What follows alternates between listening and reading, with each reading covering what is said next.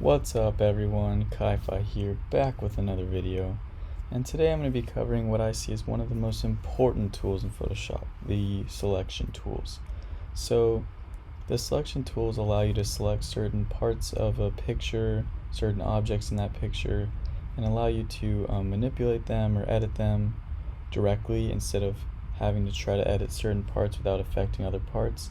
So it'll just allow you to edit the parts that you have selected. So yeah, let's get right into it. So first I'm going to show you the object selection tool. So if you come over here to the tools and right click on the quick selection tool, it'll give you an option, and I'm going to click on the object selection tool. So I'm going to demonstrate how to use this on the basketball in this picture. So if I zoom in a little bit, let's see. If I zoom in a little bit and draw a box around this basketball, it's going to create a dotted line around the ball, meaning I've selected the ball. So this allows me to make manipulations to the ball directly without affecting around it. So let's say I want to draw on the ball and not worry about getting marks outside of the ball. So I can draw with the white brush tool, and see if I come out here, it's not going to draw because it's outside of my selection. So let's undo that, and let's say the quick selection tool.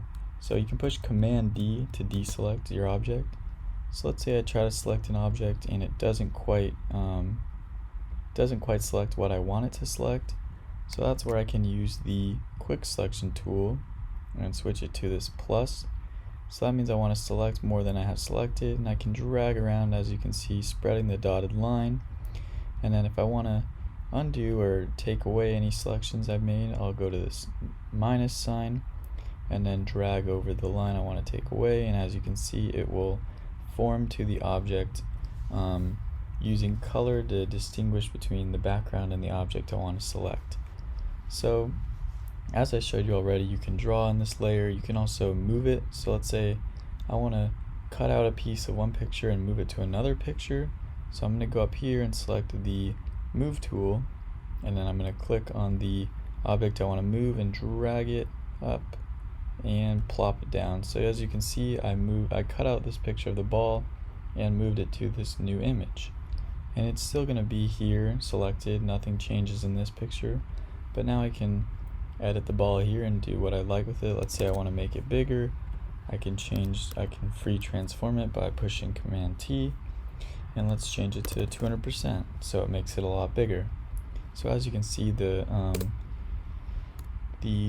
selection tools allow me to cut out pieces of pictures, paste them in other places, as well as edit these certain areas. So if you don't want to use the object selection tool as I showed you before, you can use the quick selection tool right off the bat.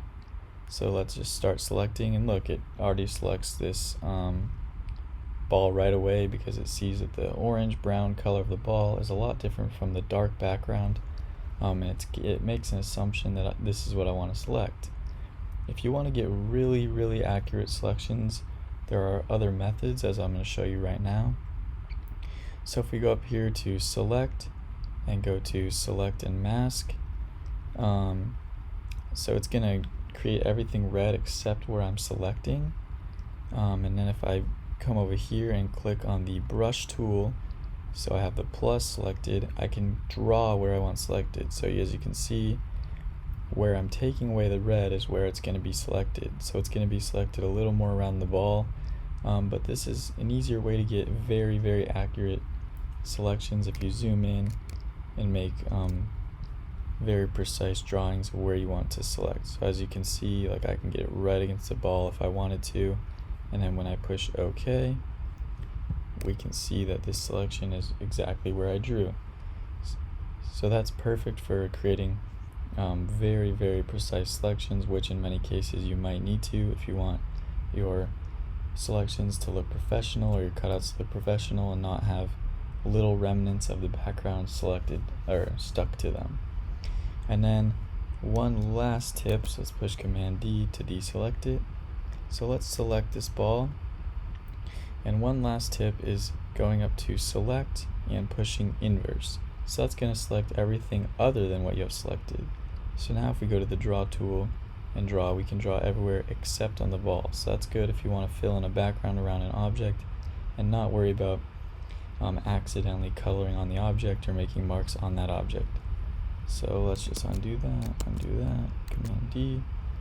And yeah, that's pretty much it. It's super fun to work with, super helpful with cutting out images, drawing on certain parts of images, certain objects, and manipulating certain objects without worrying about drawing in places you don't want to or making marks outside of where you actually want to color.